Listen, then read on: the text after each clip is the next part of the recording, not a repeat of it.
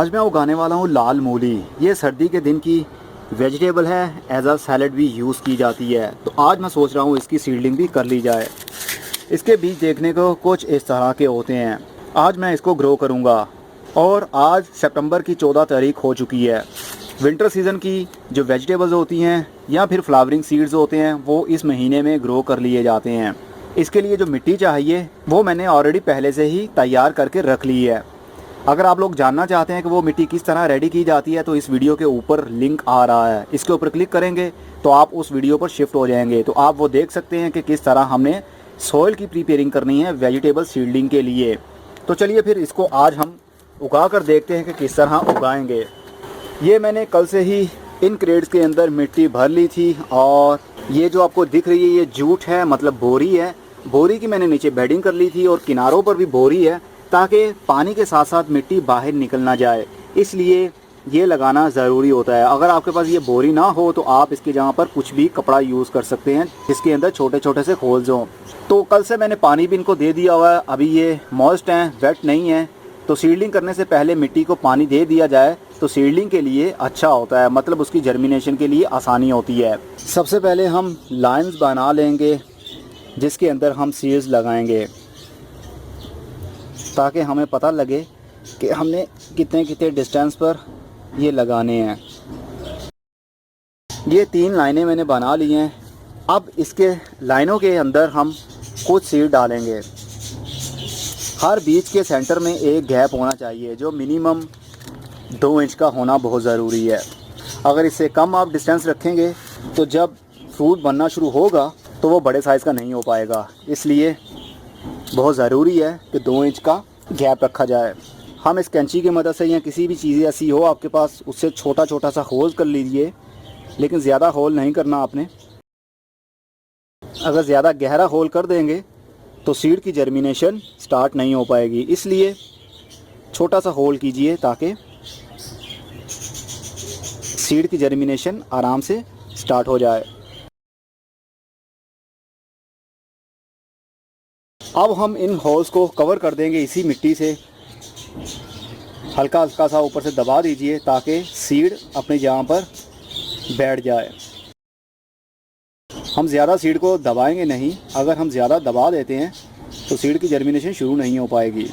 1/2 inch से भी कम आपने सुराख करना है जिसके अंदर बीज को रखना है और ऊपर से सॉफ्टली आपने मिट्टी को रख देना है, मतलब कवर कर देना है, सीड को ढक देना है ताकि हवा और सूरज की रोशनी बीज तक ना पहुंच पाए। हमने 14 या 15 सीड लगाए हैं, मुझे याद नहीं है हमने कितने लगाए हैं। वेल जितने भी लगाए हैं वीडियो में आपको पता चल रहा होगा। अब हम इसको पानी देंगे। पानी का हम थ्रो नहीं करेंगे, बहुत आराम से शावर की मदद से इसको पानी देंगे और जब इसका सरफेस एरिया ऊपर वाली मिट्टी ड्राई फील होगी उसके बाद हम इसको पानी देंगे। डेली बेस पर इसको हम पानी नहीं देंगे, नहीं तो सीड गल जाएगा।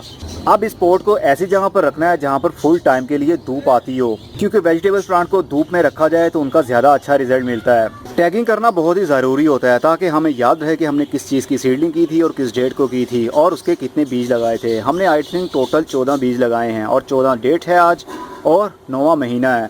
तो अब देखते हैं कब तक इनकी जर्मिनेशन शुरू होती है और कब ये हार्वेस्टिंग के काबिल होंगे। 3 दिन बाद काफ़ी अच्छा रिज़ल्ट लग रहा है मुझे और एक सीड जर्मिनेट हो भी चुका है और एक ये भी जर्मिनेट हो रहा है, मिट्टी के अंदर से निकल रहा है बाहर। बहुत जल्द ये सारे के सारे बाहर निकल आएंगे। 5 दिन बाद सीड की जर्मिनेशन अच्छे से शुरू हो चुकी है और कुछ तो बड़े भी हो रहे हैं और कुछ अभी भी ज़मीन से निकल रहे हैं। 10 दिन बाद 2 सीड्स की जर्मिनेशन शुरू नहीं हुई है, बाकी करीब करीब सभी की जर्मिनेशन शुरू हो चुकी है। अभी एक ज़मीन के अंदर से निकल रहा है और एक ये भी है जिसकी ग्रोथ बहुत ही स्लो है। अब टाइम है इनकी गुड़ाई करने का।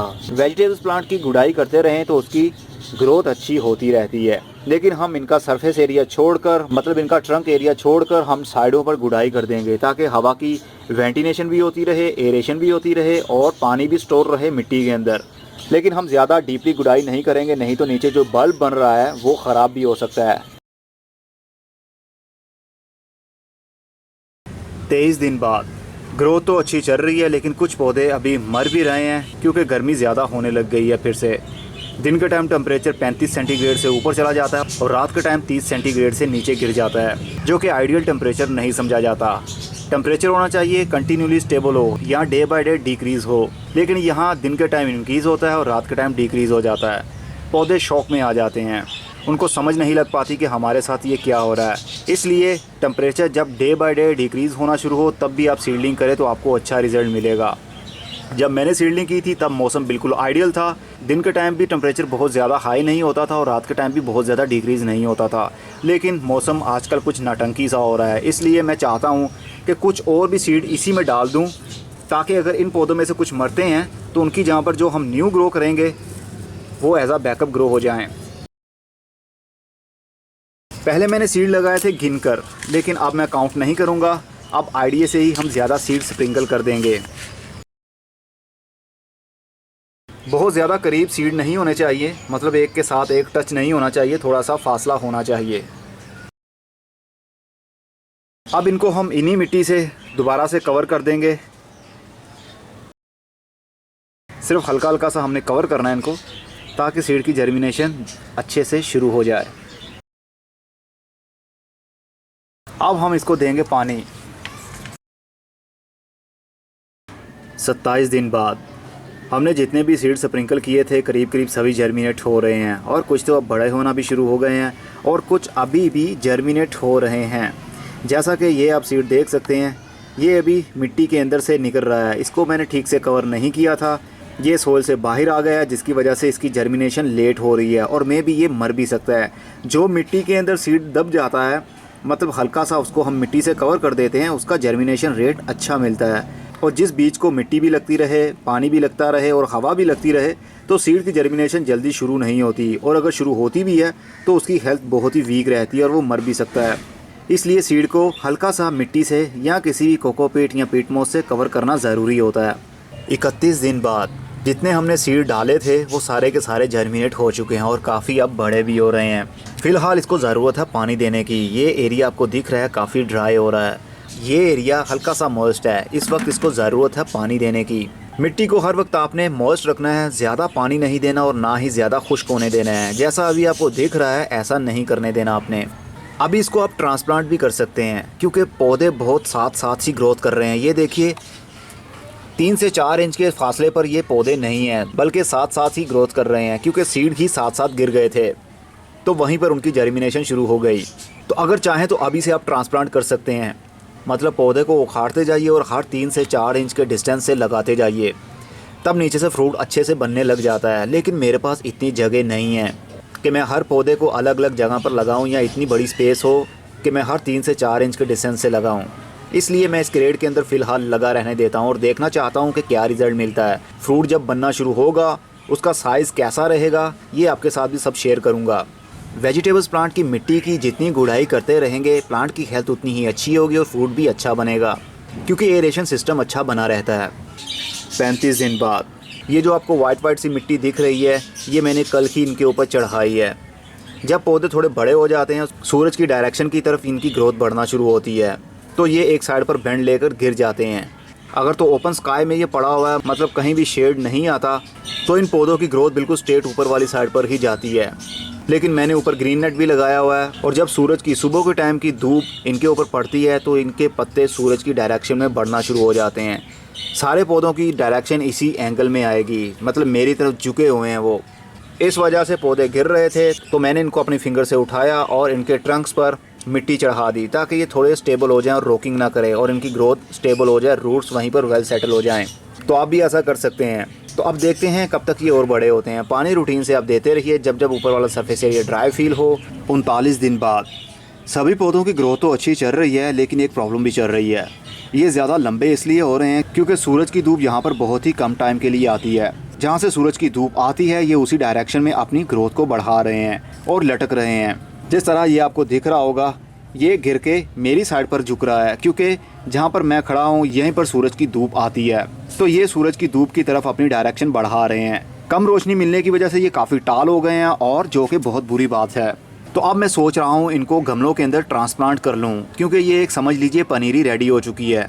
अगर आपने जिस एरिया में इनको रखा हुआ है वहाँ पर फुल टाइम के लिए धूप आती है तो इनकी ग्रोथ बहुत ही कमाल की रहेगी और नीचे जल्दी ही फ्रूट बनने लगेगा और ये बहुत ज़्यादा टाल होकर गिरेंगे नहीं, जिस तरह के मेरे पौधे गिर रहे हैं।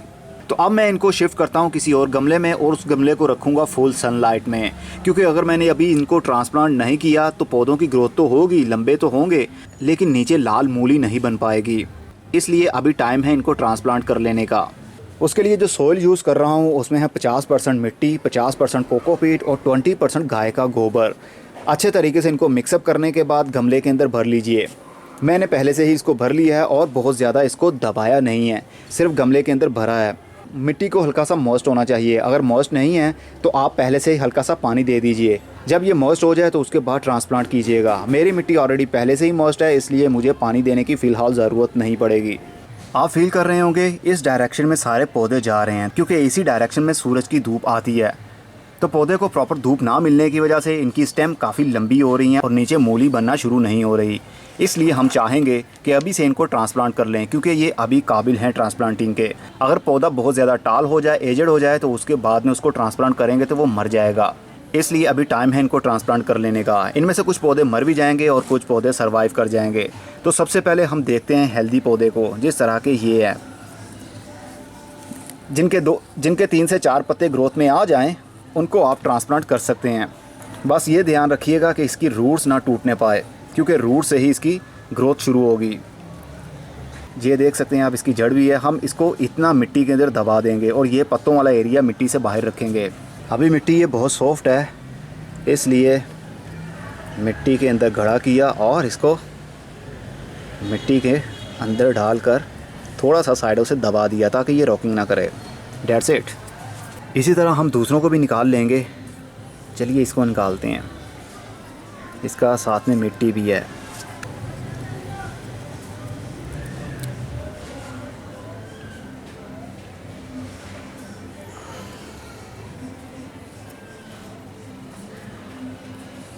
तो मैंने 7 पौधों को ट्रांसप्लांट कर दिया है। अब टाइम है पानी देने का। लेकिन जो पौधे हमारे पास बच चुके हैं इनको हम ज़ाया नहीं करेंगे, बल्कि इसी तरह इसी के अंदर लगा रहने देंगे और टाइम टू टाइम पानी देते रहेंगे। क्योंकि मे भी जो हमने ट्रांसप्लांट किया है इनमें से कुछ पौधे मर भी जाएंगे, क्योंकि जब भी ट्रांसप्लांट किया जाता है इस मेथड से तो बहुत से पौधे मर जाते हैं, उनकी जगह पर न्यू को शिफ्ट करना पड़ता है। इसलिए ये हमारा बैकअप पर होंगे। जब हमें ज़रूरत पड़ेगी यहाँ से एक उखाड़ेंगे और इसके अंदर ट्रांसप्लांट कर देंगे, अगर इनमें से कोई मरा तो। नहीं तो 7 पौधे ही मेरे लिए काफ़ी होंगे, क्योंकि मेरे पास इतनी स्पेस नहीं है। सिर्फ आप लोगों को गाइड करने के लिए, आप लोगों के साथ इन्फॉर्मेशन शेयर करने के लिए ये सब कुछ करता हूँ। मैं इसको ऊपर से पानी नहीं देना चाहता, क्योंकि ये पौधे बहुत ही छोटे हैं। अगर ऊपर से पानी दूंगा तो नीचे तक मिट्टी गीली नहीं हो पाएगी, और अगर इसके सरफेस पर पानी खड़ा रहा तो ये पौधे एक साइड पर झुक जाएंगे। इसलिए मैंने ट्रे के अंदर गमले को रख दिया है और इस ट्रे के अंदर मैं पानी भर दूंगा। जैसे जैसे पानी की ज़रूरत होगी मिट्टी नीचे से ही ड्रेनेज होल से ही पानी को लेती रहेगी और ये पूरी मिट्टी मॉइस्ट हो जाएगी। उसके बाद हम इस ट्रे को हटा देंगे और इस गमले को रखेंगे फुल धूप में, क्योंकि सर्दी के दिन शुरू होने वाले हैं। अक्टूबर की आज 23 तारीख हो चुकी है। अगले महीने से पानी की रिक्वायरमेंट भी कम हो जाएगी, बार बार हमें पानी नहीं देना पड़ेगा, इवन के पौधा धूप में भी पड़ा हो तो। इसलिए पहली बार में अच्छे तरीके से हम पानी दे देंगे, उसके बाद जल्दी पानी नहीं देंगे। जब भी आप पौधों को ट्रांसप्लांट करते हैं जिस तरह मैंने किया है, रूट्स विजिबल हो जाती हैं, हवा लग जाती है रूट्स को, तो घबराने की ज़रूरत नहीं है।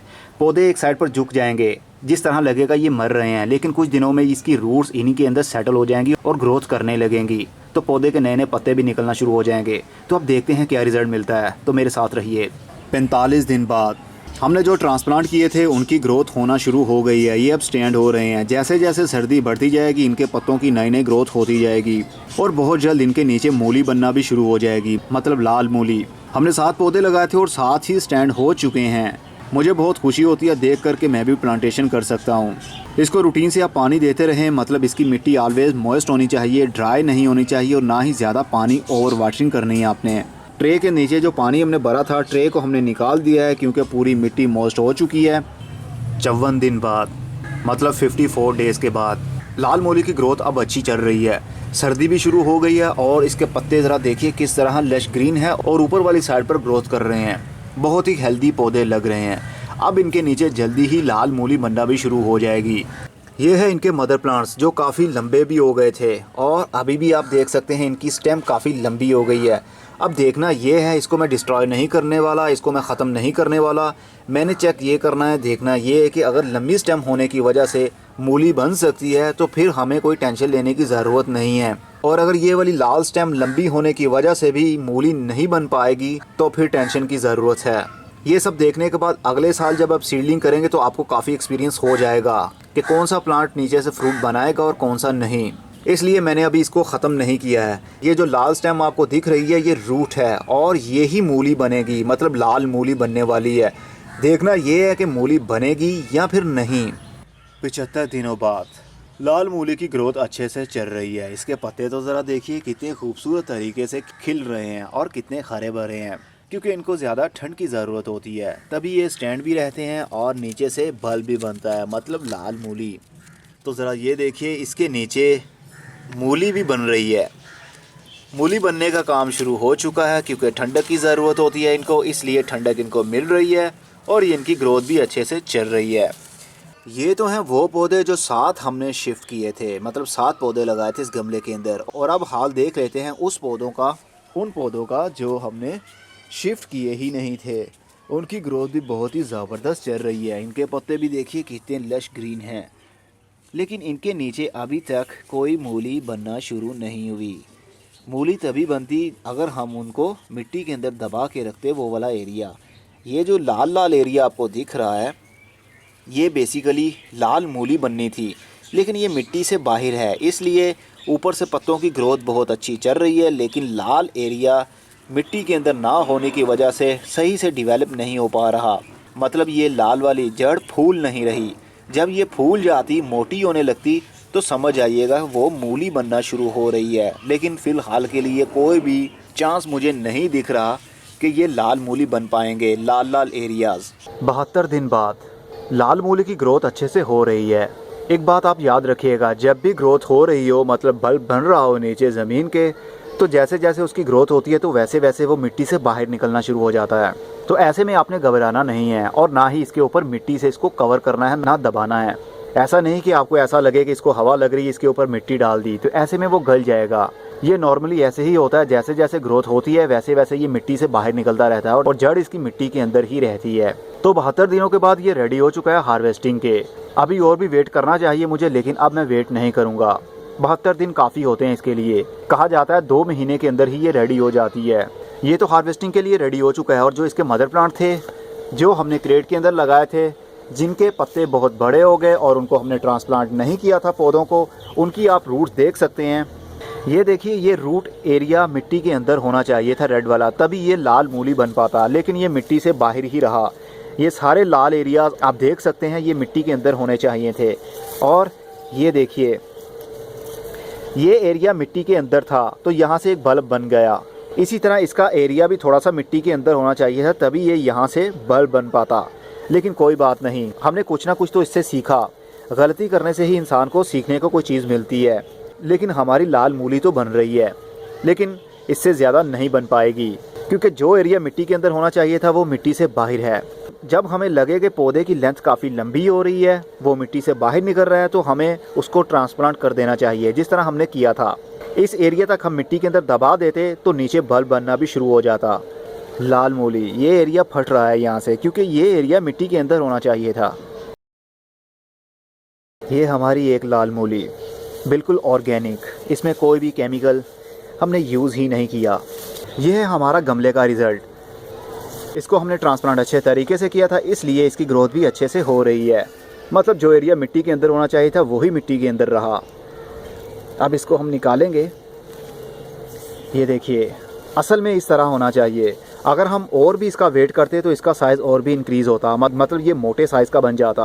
और ये जितना भी रेड एरिया आपको दिख रहा है, ये सारे का सारा मूली का ही एक हिस्सा बनता, मतलब इतना राउंड में ये मोटा हो जाता। अब मैं हार्वेस्ट कर रहा हूँ और आप लोगों के साथ शेयर कर रहा हूँ, और इसके बाद मैं इस गमले के अंदर कुछ ना कुछ और भी ग्रो कर सकता हूँ, क्योंकि मेरे पास इतनी स्पेस नहीं होती, इसलिए मुझे फटाफट से सब कुछ करना पड़ता है।